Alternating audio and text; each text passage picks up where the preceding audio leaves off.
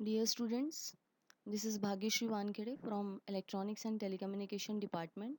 Welcomes you all for the lecture number 2 of the subject Control System and PLC, whose subject code is 22531 and unit number 1 is Basics of Control System.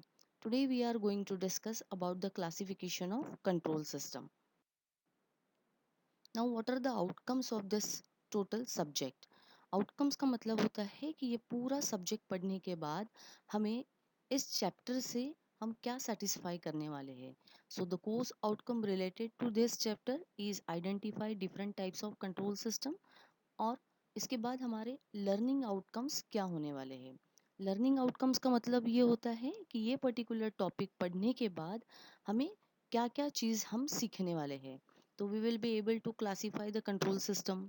We can draw the block diagrams of open loop control system and closed loop control system. We can give the practical examples of open loop close control system and closed loop system. Classification of control system. Control system के दो types होते हैं और वो दोनों type उसके controlling action पे depend करते हैं. तो the first part of the control system is dependent on the control action. So there are two types. First one is open loop control system and second one is closed loop control system. So अब हम देखेंगे कि open loop का मतलब क्या होता है और closed loop का मतलब होता है. So open loop की सबसे पहले definition understand करने की कोशिश करेंगे. A system in which the control action is totally independent of the output of the system is called as open loop system. यानी ऐसा सिस्टम जिसमें कंट्रोलिंग एक्शन बिल्कुल भी आउटपुट पे डिपेंड नहीं करता, ऐसे सिस्टम को ही हम ओपन लूप कंट्रोल सिस्टम कहते हैं. अब आप ब्लॉक डायग्राम में देख सकते हैं कि there is one input, then controller, then processor and finally will get the output. लेकिन यहाँ पे आप देख सकते हो कि ये कंट्रोलर और ये जो प्रोसेस है, these are the parts of system, है ना. यानी इनपुट अगर हमने सिस्टम को दिया तो हमें कुछ ना कुछ आउटपुट मिलेगा, लेकिन आउटपुट का कुछ भी पार्ट वापस चेक नहीं हो रहा है, इसका मतलब वो सिस्टम को कंट्रोल नहीं कर रहा है. That's why it is open loop control system. So we'll try to understand open loop control system by some examples. So the practical examples of open loop control system. आप लोगों ने mall visit किया होगा, बड़े बड़े big bazaars में आप लोगों ने विजिट किया है या थिएटर्स में आप विजिट कर चुके हो. वहाँ पे एक स्पेशल टाइप का इलेक्ट्रिक हैंड ड्रायर मशीन होता है जो आप लोगों के हाथों को सुखाने के काम में आता है. So what is the main use of this hand dryer machine is to dry your hands. यानी जैसे ही आप अपने हाथों को इस मशीन के नीचे कर लेते हो, वो मशीन ऑटोमेटिकली ऑन हो जाता है और उसमें से एयर आना शुरू हो जाता है. आपके हाथ सूखने के बाद भी ये मशीन अपने आप में हवा देते ही रहेगा, क्योंकि उसको ऐसे कोई इंस्ट्रक्शन वापस गया ही नहीं है कि आपके हाथ सूख गए. यानी आउटपुट पे ये मशीन का ऑपरेशन डिपेंड ही नहीं है.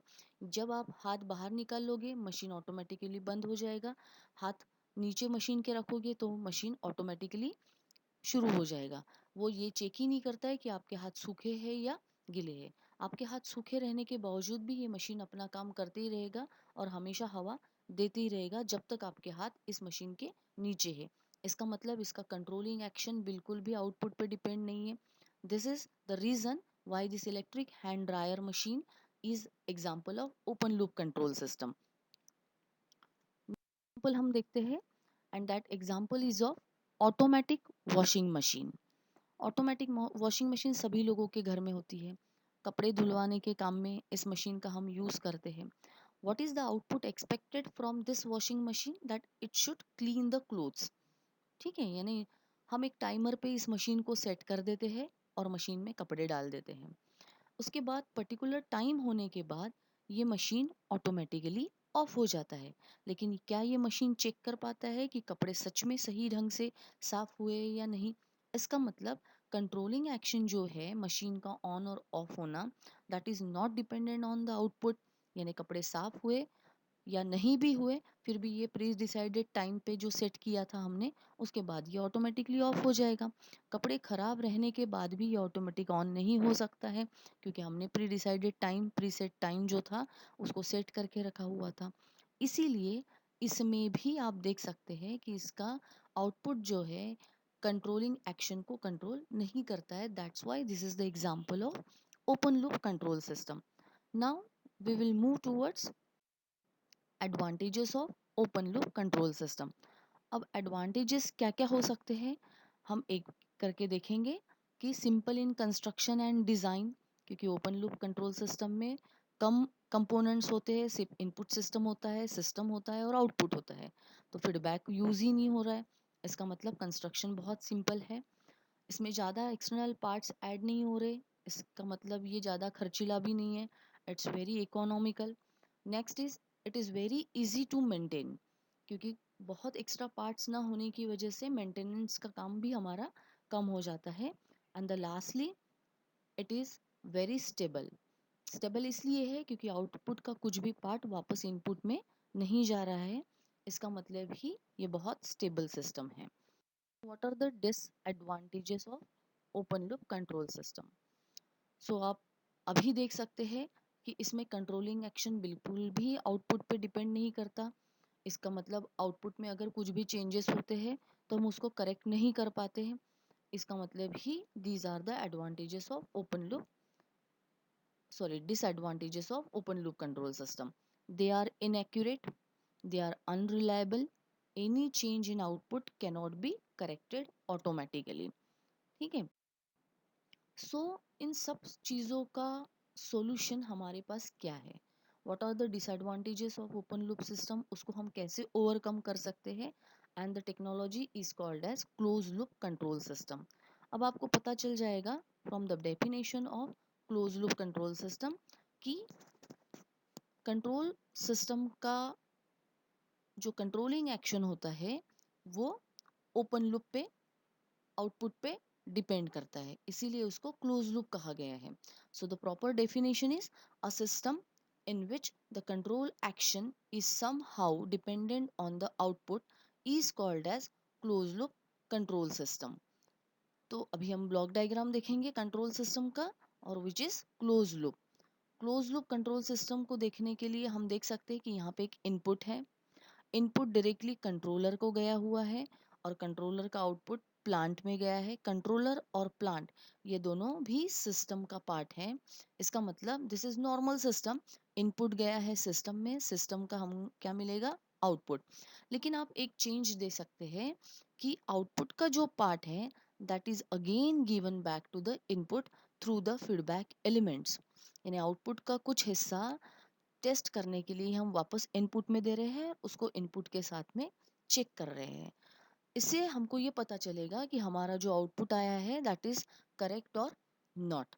और इसी की वजह से अगर कोई चेंजेस है आउटपुट में तो वो जो सिस्टम है वो उन चीज़ों में इम्प्रूवमेंट लाएगा और वो सारी चीज़ों को कंट्रोल कर सकता है। That's why close loop system में हमेशा ही हमें करेक्टेड आउटपुट मिलता है, और वो रिलायबल सिस्टम है। So the example of close loop system, very famous example is सभी के घर में ऑटोमेटिक इलेक्ट्रिक आयरन होता है, और आप लोगों को पता है कि कपड़ों को आयरन करने के लिए ये जो इलेक्ट्रिक आयरन है उस पर अलग अलग टेम्परेचर के रेंजेस दी हुई होते हैं। अगर मुझे कॉटन मटेरियल को आयरन करना है तो हम क्या करते हैं कि इलेक्ट्रिक आयरन का नॉब जो होता है वो कॉटन पे सेट कर देते हैं, वो उसका रेफरेंस टेम्परेचर हो जाएगा। और जैसे ही सर्किट हम ऑन कर देते हैं, वो जो कॉइल होता है आयरन का वो हीट होना स्टार्ट हो जाता है। जब तक वो सेट किए टेम्परेचर से यानी कॉटन वाले रेंज से कम है तब तक टेम्परेचर बढ़ते रहेगा, और जैसे ही वो टेम्परेचर एक्सीड होने की कोशिश करेगा कॉटन को, वो ऑटोमेटिकली स्विच ऑफ हो जाएगा। इसका ही मतलब क्या है? ये जो कंट्रोलिंग एक्शन है टेम्परेचर को बढ़ाना और टेम्परेचर को घटाना, that is totally depends on the output level. यानी हमने आउटपुट में जो रेफरेंस लेवल सेट करके रखा है उसके ऊपर ऑटोमेटिकली वो डिपेंड करता है। ना तो वो ज़्यादा हो सकता है, अगर कम है तो वो इंक्रीज करवाने के काम में आएगा फीडबैक देने की वजह से, और अगर वो ज़्यादा हो रहा है वो तुरंत सिस्टम को इन्फॉर्म कर देगा कि टेम्परेचर हमारी सेट किए हुए टेम्परेचर से ज़्यादा है और उसी की वजह से वो ऑटोमेटिकली कम होना शुरू हो जाता है। So electric iron is the best example of close loop system जिसमें कंट्रोलिंग एक्शन आउटपुट पे डिपेंड करता है। Now, the second example of closed loop control system are the servo voltage stabilizer. Servo voltage stabilizer का मतलब होता है कि ये जो वोल्टेज कंट्रोलर्स है ये आउटपुट वोल्टेज के लेवल पे डिपेंड करता है। यहाँ सर्वो वोल्टेज स्टेबलाइजर का एक डायग्राम देख रहे हो जिसमें हम इनपुट वोल्टेज एसी वोल्टेज जो डेवलप हो रहा है वो वहाँ पे जनरेट करेंगे और एक सिस्टम में दे देंगे जिसकी वजह से हमें कुछ आउटपुट वोल्टेज मिलेगा। लेकिन आउटपुट का वोल्टेज ये वापस हम फीडबैक पाथ में दे रहे हैं by using the set point, है ना। यहाँ पे ये एक जनरल ब्लॉक डायग्राम दिखाया गया है, otherwise you can just say servo voltage stabilizer is the example of close loop control system जिसमें आउटपुट वोल्टेज का लेवल जो है वो फीडबैक की वजह से हम सेट कर सकते हैं। अगर वो वोल्टेज हमारे हिसाब से नहीं मिल रहा है तो वापस फीडबैक चले जाएगा इनपुट की तरफ और सिस्टम में कुछ चेंजेस हो गए so that again that voltage will get increase or decrease according to the feedback. So this is again the example of closed loop control system. Now what are the advantages of closed loop control system? So हम देखने की कोशिश करेंगे कि closed loop control systems are more accurate क्योंकि कितना भी input में कम ज़्यादा उतार चढ़ाव रहे यानी नॉन लिनियरिटी मेंटेन रहे फिर भी वो अपना रिजल्ट एक्यूरेट ही देता है। इसमें एरर प्रोड्यूस होने के बहुत कम चांसेस होते हैं क्योंकि फीडबैक पाथ होता है जिसकी वजह से एरर ऑटोमेटिकली रिड्यूस होते हैं। इसका बैंडविड्थ रेंज जो होता है यानी ऑपरेटिंग रेंज जो होता है वो काफ़ी हाई होता है। So we can operate these control systems for large range of bandwidth. इसके बाद ये ऑटोमेटिक सर्विसेज के लिए कंट्रोल सिस्टम को हम यूज़ कर सकते हैं। मैक्सिमम इंडस्ट्रीज जो होती है जो ऑटोमेटिकली रन होती है वो क्लोज लूप कंट्रोल सिस्टम को ही फॉलो करते हैं क्योंकि इसमें एरर्स नहीं आती है। The sensitivity of the system can be reduce to get the more stable system. हम सेंसिटिविटी को यानी सिस्टम को ऑन करने का टाइम और ऑफ करने का टाइम जो है उसको रिड्यूस कर सकते हैं सो दैट हमारा सिस्टम हम मेंटेन कर सकते हैं एक स्टेबल लेवल पे। ये एक एडवांटेज है क्लोज लूप का। एंड द लास्टली इस सिस्टम पे नॉइस यानी एरर्स का इफेक्ट बहुत कम होता है क्योंकि इसमें फीडबैक यूज़ किया जाता है। फीडबैक की वजह से हमें बारंबार एरर्स के बारे में पता चलता है और सिस्टम उसको अपडेट करने की हमेशा कोशिश करते रहता है। Now what are the advantages of close loop system? क्योंकि इसमें ज़्यादा कंपोनेंट्स यूज़ होते हैं इसीलिए ये कॉस्टलियर है। इसका डिज़ाइन ऑब्वियसली कॉम्प्लिकेटेड होगा क्योंकि हम यहाँ पे फीडबैक एलिमेंट यूज़ कर रहे हैं इसलिए मेंटेनेंस भी थोड़ा ज़्यादा लगेगा। जब जब हम कोई चीज़ आउटपुट से वापस इनपुट में ले लेते हैं इसका मतलब हम फीडबैक यूज़ करते हैं सर्किट ऑसिलेट करना स्टार्ट कर देता है यानी आउटपुट से वापस इनपुट इनपुट से वापस आउटपुट। तो सर्किट जो होता है वो ऑसिलेट करना स्टार्ट कर देते हैं इसीलिए यहाँ पे ऑसिलेशंस के प्रॉब्लम हो सकते हैं। गेन जो होता है सिस्टम का वो ऑटोमेटिकली रिड्यूस होता है। गेन का मतलब होता है आउटपुट अपॉन इनपुट या ratio of output by input. यहाँ पे ऑब्वियसली आप देखो कि आउटपुट का कुछ पार्ट हम इनपुट में वापस भेज रहे हैं इसका मतलब ऑटोमेटिकली आउटपुट जो है वो थोड़ा सा कम होते रहेगा तो इसीलिए ओवरऑल गेन भी इस सिस्टम का कम होता है। और अगर हम यहाँ पे फीडबैक यूज़ कर रहे हैं तो ऑसिलेशंस ऑब्वियसली स्टार्ट हो रहे हैं इसी का मतलब स्टेबिलिटी इसकी हैमर होगी और stability problem close loop control system में आता ही आता है इसलिए this is the disadvantage of close loop control system. Finally हम ये देखने की कोशिश करेंगे कि हमने अब तक ये पूरे टॉपिक में क्या क्या पढ़ा है। तो will summarise that there are two types of control system, one is open loop and second one is close loop. We studied the block diagrams of open loop जिसमें सिर्फ इनपुट एक सिस्टम होता है और हमें डायरेक्टली आउटपुट मिलता है। लेकिन हमने क्लोज लूप के ब्लॉक डायग्राम में थोड़े चेंजेस देखे कि आउटपुट का कुछ पार्ट फीडबैक एलिमेंट्स के थ्रू वापस इनपुट में जा रहा है तो इसी को हम कहते हैं close loop system.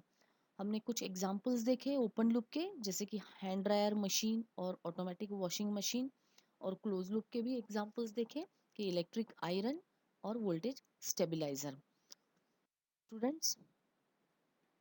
Students, I hope you enjoyed the lecture, and if you have listened it carefully, you can understand the concept of open loop and closed loop.